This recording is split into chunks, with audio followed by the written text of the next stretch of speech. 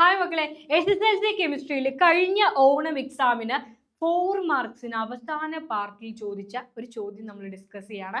അപ്പോൾ ഈ ഒരു ചാപ്റ്ററിൽ നിന്ന് ഈ ഒരു ടോപ്പിക്കിൽ നിന്നുള്ള ചോദ്യം തന്നെയാണ് നമ്മൾ ഒരുപാട് തവണ 4 മാർക്സിന് റിപ്പീറ്റ് ചെയ്ത് ചോദിച്ചത്. അപ്പോൾ ചോദ്യത്തിന്റെ പ്രത്യേകത 4 മാർക്സിന്റെ ക്വസ്റ്റിന് ഒരു ഓപ്ഷൻ ആയിരിക്കും ഉള്ളത്.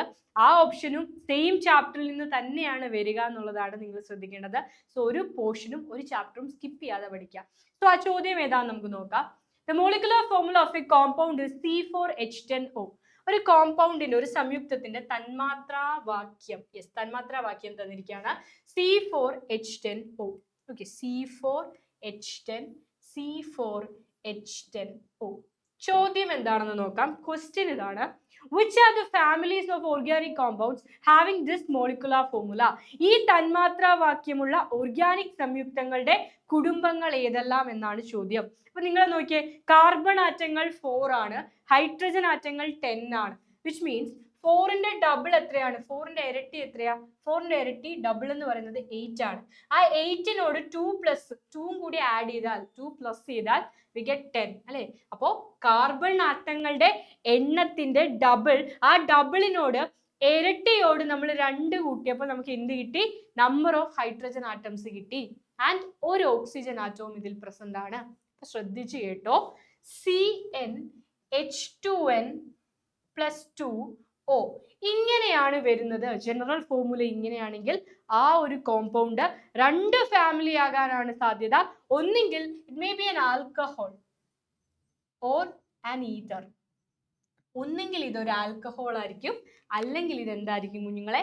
ഈഥർ ആയിരിക്കും. അപ്പൊ മോളിക്കുലാർ ഫോർമുല ശ്രദ്ധിച്ചോ, CnH2n+2O ആണ് മോളിക്കുലാർ ഫോർമുല. ജനറൽ ഫോർമുല ഇതാണ് വരുന്നതെങ്കിൽ it may be an alcohol or ether. Okay, ഒന്നെങ്കിൽ അത് ആൽക്കഹോൾ ആണ്, അല്ലെങ്കിൽ ഈഥർ ആണ്. അപ്പൊ കാർബണിന്റെ എണ്ണം, അതിന്റെ ഇരട്ടി ഹൈഡ്രജൻ ആൻഡ് ഒരു ഓക്സിജൻ ആറ്റം. ഒന്നും കൂടി പറയാം. ഇപ്പൊ C5 ആണെങ്കിലോ, കാർബൺ ആറ്റങ്ങളുടെ എണ്ണം 5 ആണെങ്കിലോ അതിന്റെ ഡബിൾ എത്രയാ? 5ന്റെ ഡബിൾ ഇരട്ടി എന്ന് പറയുന്നത് 10 ആണ്. ആ 10നോട് 2 കൂടെ ആഡ് ചെയ്താൽ we get 12 അല്ലെ? 12 കിട്ടും. അപ്പൊ C5H12O ആണെങ്കിൽ it is also an alcohol or ether. അതും എന്താകാം? ഒരു ആൽക്കഹോൾ ആകാം, അല്ലെങ്കിൽ അത് എന്താകാം കുഞ്ഞുങ്ങളെ? ഒരു ഈഥർ ആകാം. ഓക്കെ, ഞാൻ വേറൊരു എക്സാമ്പിൾ തരാം. കാർബൺ ആറ്റങ്ങളുടെ എണ്ണം 3 ആണെങ്കിലോ, കാർബണിന്റെ എണ്ണം 3ന്റെ ഡബിൾ എന്ന് പറയുന്നത് 6, ഇരട്ടി 6 ആണ്. 6നോട് 2 ആഡ് ചെയ്താൽ you will get 8. So hydrogen ആറ്റംസിന്റെ എണ്ണം 8 വരും. ഓക്കെ, C3H8O ആണെങ്കിൽ അതെന്തായിരിക്കും? ആൽക്കഹോൾ ആയിരിക്കാം, അല്ലെങ്കിൽ ഈഥർ ആയിരിക്കാം. കാർബൺ 6 ആണെങ്കിൽ ഹൈഡ്രജൻ 14O വരും. ഓക്കെ, അപ്പൊ കാർബണിന്റെ എണ്ണത്തിന്റെ ഇരട്ടിയോട് 2 കൂട്ടണം. അതാണ് ഹൈഡ്രജന്റെ എണ്ണം. പ്ലസ് ഒരു ഓക്സിജനും കാണും. അങ്ങനെയാണെങ്കിൽ ജനറലി അത് എന്ത് കോമ്പൗണ്ട് ആയിരിക്കും? അതൊരു ആൽക്കഹോളോ ഈഥറോ ആയിരിക്കും. ഓക്കെ, അപ്പൊ ആദ്യത്തെ ചോദ്യത്തിന് ഉത്തരം കിട്ടി. Answer is alcohol or ether.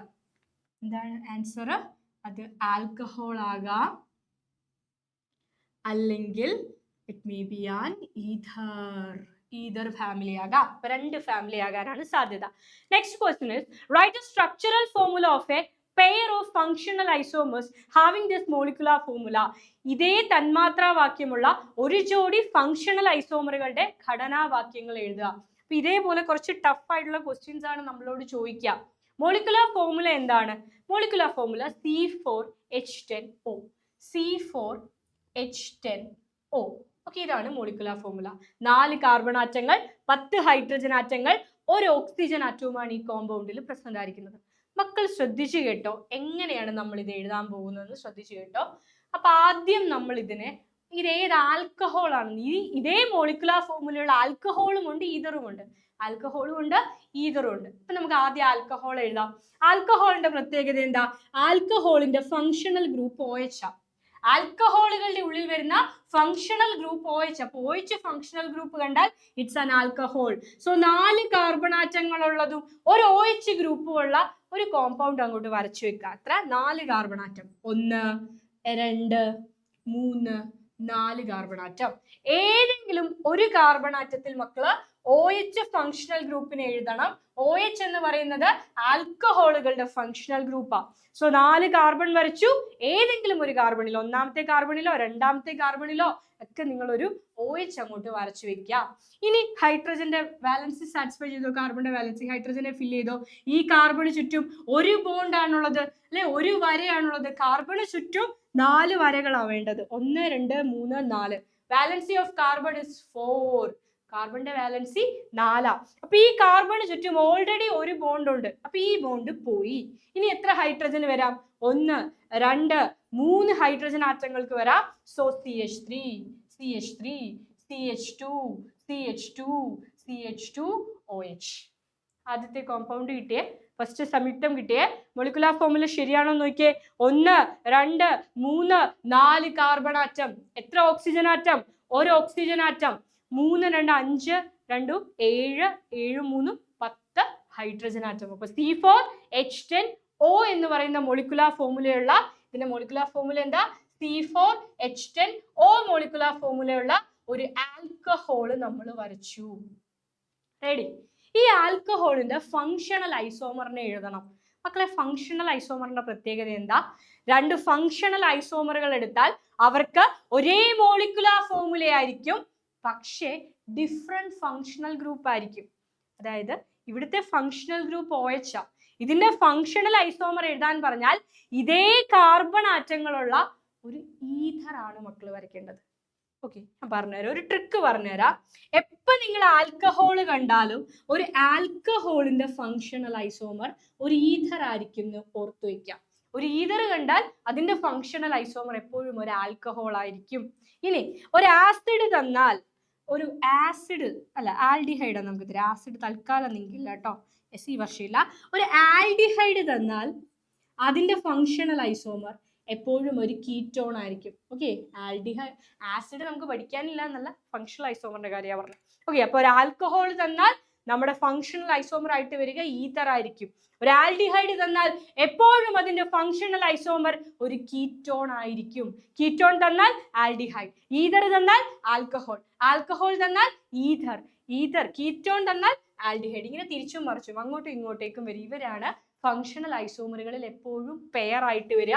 അപ്പൊ ഇത് നിങ്ങളുടെ മനസ്സിലുണ്ടായിരിക്കണം. ഈ ഒരു ടേബിള് നിങ്ങളുടെ മനസ്സിലുണ്ടായിരിക്കണം. റെഡി? അപ്പൊ ഒരു ആൽക്കഹോൾ തന്നാൽ അതിന്റെ ഫങ്ഷണൽ ഐസോമർ ആരാന്നാ നമ്മൾ പറഞ്ഞു? ഒരു ഈഥർ ആണ്. അപ്പൊ നിങ്ങൾ എന്താ ചെയ്യേണ്ടത്? ഈ ആൽക്കഹോളിൽ എത്ര കാർബണാറ്റങ്ങളുണ്ടോ അത്രയും കാർബണാറ്റങ്ങളുള്ള ഒരു ഈഥർ വരയ്ക്കുക. ഈ ആൽക്കഹോളിൽ 4 കാർബണാറ്റം ഉണ്ട്. അപ്പൊ 4 കാർബണാറ്റം ഉള്ള ഒരു ഈഥർ വരയ്ക്കുക. 5 കാർബൺ ഉള്ള ഒരു ആൽക്കഹോൾ ആണെങ്കിലോ 5 കാർബൺ ഉള്ള ഈഥർ വരയ്ക്കണം. 6 കാർബൺ ഉള്ള ആൽക്കഹോൾ ആയിരുന്നെങ്കിലോ 6 കാർബൺ ഉള്ള ഈഥർ വരയ്ക്കണം. സോ ഇവിടെ 4 കാർബൺ ആറ്റങ്ങളാണ് ഈ ആൽക്കഹോളിലുള്ളത്.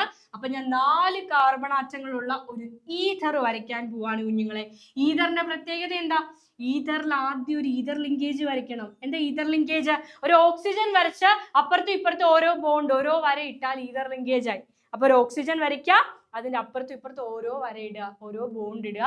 ഇതിനെ വിളിക്കുന്ന പേരാ ഈഥർ ലിങ്കേജ്. ഓക്കെ, ഇനി എത്ര കാർബൺ ആറ്റം? 4 carbon atom. ഒന്നുകിൽ നിങ്ങൾക്ക് 2 കാർബൺ ആറ്റം ഇവിടെയും 2 കാർബൺ ആറ്റം ഇവിടെ ഇടാം, അല്ലെങ്കിൽ 3 എണ്ണം ഇവിടെ 1 എണ്ണം അവിടെ ഇടാം. നിങ്ങളുടെ ഇഷ്ടം, നിങ്ങൾക്ക് ഇഷ്ടമുള്ള പോലത്തെ ഈഥർ വരയ്ക്കാം. യെസ്, അപ്പൊ ഞാൻ 2 കാർബൺ ആറ്റം 2 സൈഡിൽ ഇട്ടു. ആൻഡ് ബാലൻസ് സാറ്റിസ്ഫൈ ചെയ്യാണ്. CH3 CH2 CH2 CH3. ഇനി ഈഥറിന്റെ മോളിക്കുലാർ ഫോർമുല ഒന്ന് നോക്കിയേ. ഇത് നമ്മുടെ ആൽക്കഹോൾ ആണ്. ഇപ്പൊ വരച്ചത് ഈഥർ ആണ്. ഈഥറിന്റെ മോളിക്കുലാർ ഫോർമുല 1 2 3 4 കാർബൺ, C4 ആണ്. എത്ര ഹൈഡ്രജൻ? 3 2 5 3 2 5 10 ഹൈഡ്രജൻ, നടുക്കൊരു oxygen. So they are having the same molecular formula. That is why they are called isomers. ഒരേ തന്മാത്ര വാക്യമുള്ള ആളുകളെ നമ്മൾ വിളിക്കുന്ന പേരാണ് എന്ത്? ഐസോമറുകൾ. അപ്പൊ രണ്ടുപേർക്കും ഒരേ മോളിക്കുലാർ ഫോർമുലയാ C4H10O. ഈഥറിന്റെ മോളിക്കുലാർ ഫോർമുലയും C4H10O ആണ്. റെഡി? എന്താ വ്യത്യാസം? ഫങ്ഷണൽ ഗ്രൂപ്പ് വ്യത്യസ്തമാണ് അല്ലെ? ഇവിടെ functional group is OH, hydroxyl group is the functional group. Functional group hydroxyl ഗ്രൂപ്പാ. ഇവിടെയോ alkoxy group is the functional group അല്ലെ? It's an ether. Alkoxy group ആണ് ഇവിടുത്തെ ഫങ്ഷണൽ ഗ്രൂപ്പ്. ഇവിടുത്തെ ഫങ്ഷണൽ ഗ്രൂപ്പ് ഹൈഡ്രോക്സിൽ ഗ്രൂപ്പ് ആണ്. സോ ഫങ്ഷണൽ ഗ്രൂപ്പുകൾ different ആണ്, molecular formula same ആണ്. അതുകൊണ്ടാണ് ഇവരെ നമ്മൾ എന്ത് വിളിക്കുന്നത്? ഫങ്ഷണൽ ഐസോമറുകൾ എന്ന് വിളിക്കുന്നത്. സോ അടുത്ത ചോദ്യം കൂടി ഇനി സോൾവ് ചെയ്യാം. ലാസ്റ്റ് ക്വസ്റ്റ്യൻ നിങ്ങൾ തന്നെ സോൾവ് ചെയ്യണേ. Yes, right the structural formula of a pair of position isomers having this molecular formula.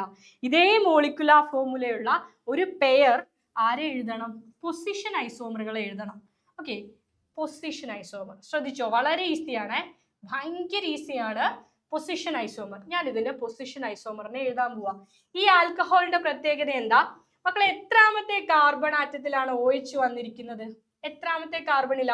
നമ്മൾ കാർബൺ നമ്പർ കൊടുത്താൽ, കാർബൺ ചെയിനിന് നമ്പർ കൊടുത്താൽ OH ഇരിക്കുന്നത്, OHന്റെ കുറച്ച് വൃത്തിക്കൊക്കെ വരച്ചേക്കാം, OH ഇരിക്കുന്നത് ഈ കാർബണിലാണ്. ഈ കാർബൺ ഞാൻ 1 കൊടുക്കാണ്. ഫങ്ഷണൽ ഗ്രൂപ്പ് വരുന്ന കാർബണ് ഏറ്റവും ചെറിയ നമ്പർ കിട്ടണം. ആൻഡ് ഈ കാർബൺ 2 കൊടുക്കാം. This is 3 and this is 4. So functional group ഏത് കാർബണില? ഒന്നാമത്തെ കാർബണില. ഓക്കെ മിസ്, ഇനി ഇതേ ഒരു കോമ്പൗണ്ട് വരയ്ക്കുക. ജസ്റ്റ് ഒരു ചെറിയ മാറ്റം വരുത്താണ്. ഈ OHനെ ഞാൻ ഈ കാർബണിൽ നിന്ന് മാറ്റി സെക്കൻഡ് കാർബണിലേക്ക് അറ്റാച്ച് ചെയ്യിക്കാൻ പോവാം. എന്താ ചെയ്യുന്നത്? ഈ OH ഗ്രൂപ്പിനെ എടുത്ത് ഒന്നാമത്തെ കാർബണിൽ നിന്ന് ഈ കാർബണിലേക്ക് മാറ്റാൻ പോവാ. അപ്പൊ എങ്ങനെയാ ഫോർമുല വരിക? എങ്ങനെയാ സ്ട്രക്ചർ വരിക? CH3 CH2 CH CH3. ഈ രണ്ടാമത്തെ കാർബണിൽ എന്ത് വന്നു കുഞ്ഞുങ്ങളെ? OH വന്നു. റെഡി? ഇതൊന്ന്, ഇത് 2, ഇത് 3, ഇത് 4. ഓക്കെ, ഇവരുടെ രണ്ടുപേരുടെയും മോളിക്കുലാർ ഫോർമുല നിങ്ങളൊന്ന് എഴുതി നോക്കിയേ. രണ്ടുപേരുടെയും മോളിക്കുലാർ ഫോർമുലയുടെ പ്രത്യേകത എന്താ? It is C4H10O. ഇതിന്റെ മോളിക്കുലാർ ഫോർമുല എടുത്താലും 4 കാർബൺ ആറ്റം, ഇതെടുത്താലും 4 കാർബൺ ആറ്റം, ഇതെടുത്താലും 10 ഹൈഡ്രജൻ, ഇതെടുത്താലും 10 ഹൈഡ്രജൻ, ഇവിടെയും ഒരു ഓക്സിജൻ, ഇവിടെയും ഒരു oxygen. So they are having the same molecular formula. ഒരേ തന്മാത്ര വാക്യമാണ്. എന്താ വ്യത്യാസം? വ്യത്യാസം എന്താ മക്കളെ?